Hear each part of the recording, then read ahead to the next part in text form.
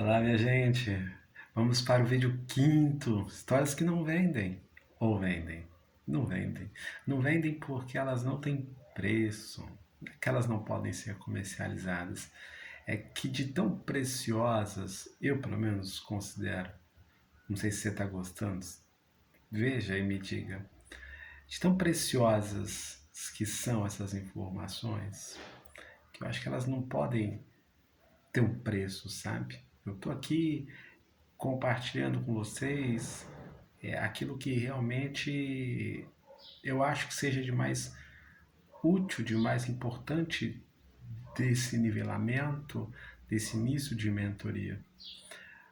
Porque o trabalho em si, né, antes, depois, melhor dizendo, dessa visão que a gente está construindo, depois que você meditar sobre essa visão, o trabalho é prático, né? É a parte mais fácil, trabalhosa, mas a parte mais fácil da preparação para o CACD. Essa visão dessa nossa trajetória periférica, ela sim é um trabalho mais reflexivo, né? Porque ela vai tocar numa profundidade, ela vai tocar numa sutileza que o mercado geralmente, eu ia dizer que não fala, mas ele até fala. Eu já vi palestras nesse sentido. Mas a gente não gosta muito de falar sobre os vencidos, né? Sobre quem perdeu, sobre quem foi derrotado. Geralmente essas pessoas não servem de exemplo num mercado competitivo. A minha sorte é que esse mercado não me comprou de todo modo, né? Eu acredito realmente no valor da experiência e parece que você também acredita no valor da experiência. E só por essa razão, a gente compartilhar a importância da experiência, eu acho que a gente vai caminhar junto e vai caminhar para a vida, assim, com resultados que vão para muito além do concurso da diplomacia. Quem sabe dentro da carreira, né? Mas ainda que não for dentro da carreira, me considere um amigo de jornada. Hoje a conversa é sobre os marcadores do discurso, marcadores sociais do discurso, marcadores raciais do discurso, marcadores patriarcais do discurso.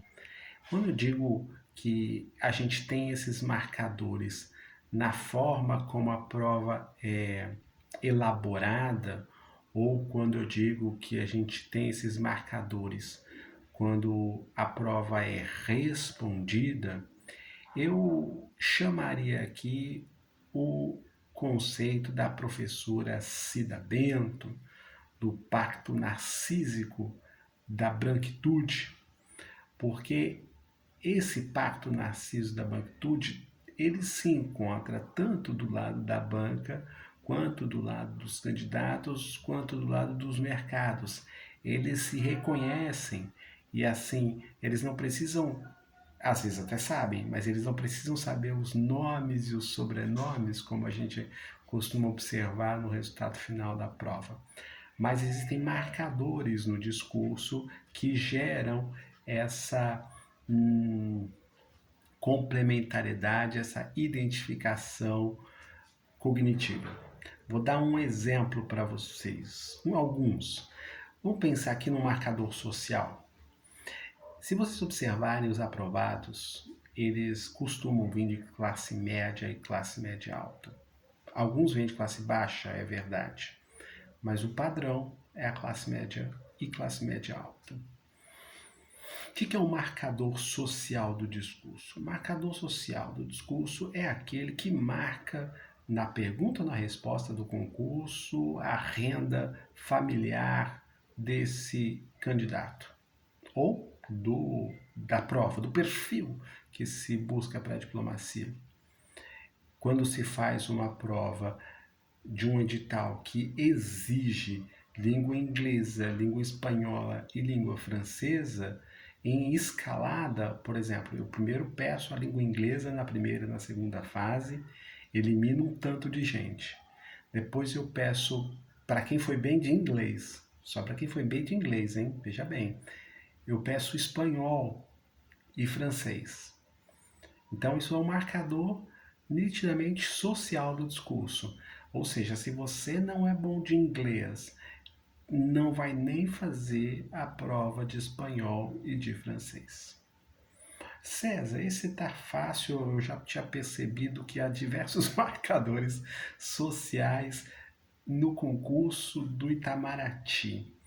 Ou seja, não se espera que pobre participe do corpo diplomático brasileiro. Ah, César, mas tem um lá que é filho de empregada doméstica. César, mas tem outro lá que a mãe ralou. Pois é, mas a gente está falando de estrutura. A gente não está falando de exceção ou de indivíduos. Eu tenho muitos amigos que estão nessa estrutura, pobres e ricos. Eu tenho amigos ricos. A questão é o que a estrutura está fazendo. Esses marcadores sociais está segregando o povo brasileiro entre quem pode ser diplomata e quem não pode ser diplomata pela renda familiar. Marcadores do discurso racial.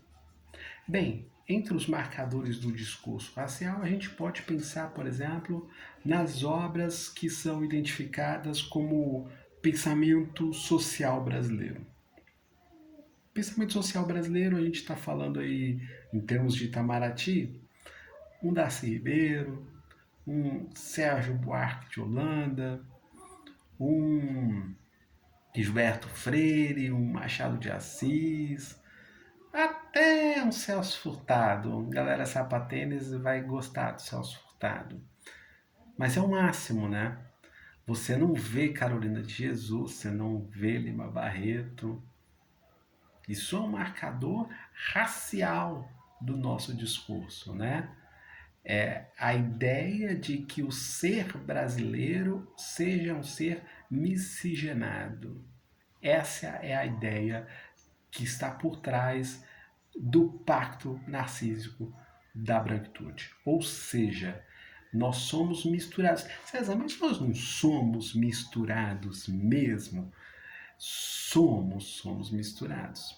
O problema são os efeitos da mistura. A mistura em si, a diversidade, a miscigenação em si, não teria um problema se o colorismo não tivesse se transformado numa paleta de discriminação racial. Quem é o negro de pele escura, quem é o negro de pele clara, quem é o pardo.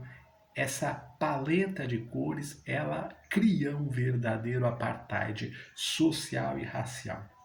E para escamotear o apartheid que existe em 2023, a tese da miscigenação, a tese do interesse nacional, a tese não só da miscigenação, nem eu estava aqui me esquecendo do Joaquim Nabuco. A ideia de um movimento abolicionista feito pela concessão das elites. Joaquim Nabuco é a galera sapatênis de hoje, sabe? Eles que serão nossos salvadores da pátria. Muita gente me pergunta, César, mas com tanto problema no Itamaraty, por que você estimula pessoas pretas, pessoas pobres, mulheres, indígenas a estudarem para o Itamaraty? Mas é exatamente por essa razão. Ora, se a gente precisa decolonizar, se a gente precisa superar o Estado brasileiro oficial, é fundamental que a gente ocupe esses espaços e reelabore esses espaços. Entende? Quando eu penso que eu estou estudando por um negócio chamado Instituto Rio Branco, com todo respeito ao Barão do Rio Branco, mas me dá calafrios. Me dá calafrios. Por que não Instituto Rio Negro? Né? Muito mais bonito, muito mais a ver com a COP, né? Instituto Rio Negro, gente, pensa. Quem sabe até a COP a gente não consegue aí patrocinadores para a gente fundar o Instituto Rio Negro como escola diplomática.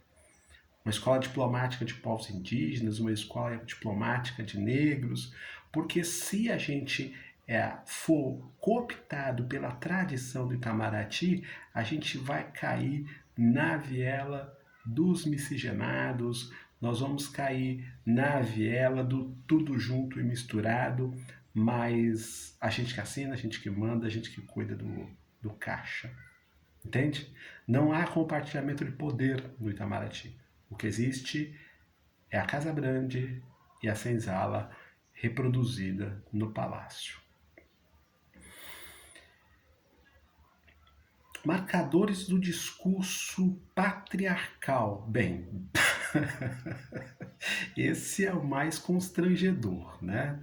Basta você olhar para a bibliografia que você estuda para o concurso, quantas mulheres você lê, basta você perceber a evolução das relações internacionais do Brasil, onde estão as mulheres no poder, onde estão as mulheres no Itamaraty. Então essa eu vou me reservar o direito de permanecer em silêncio e pedir desculpa para as mulheres, porque realmente eu acho constrangedor a gente ter uma diplomacia patriarcal em pleno século XXI. Constrangedor. E mais, vou dizer mais, algumas mulheres se beneficiam disso. Isso é uma pena, porque as mulheres que se beneficiam do patriarcado acabam jogando contra a luta do movimento social de mulheres. Então, minha solidariedade às mulheres de luta.